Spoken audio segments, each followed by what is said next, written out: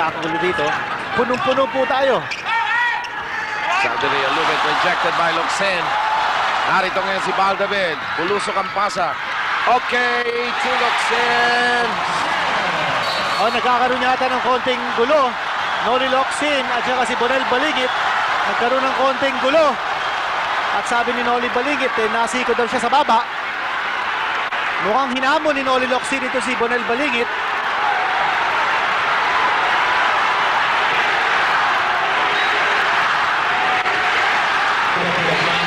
We shall take a second look.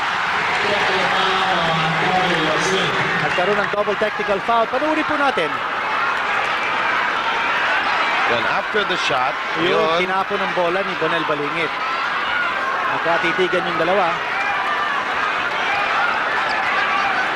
Here's that drive by Locsin, which goes. Makes it 26-20. Locsin, ayun, nasundan ng cameraman natin. Kamunti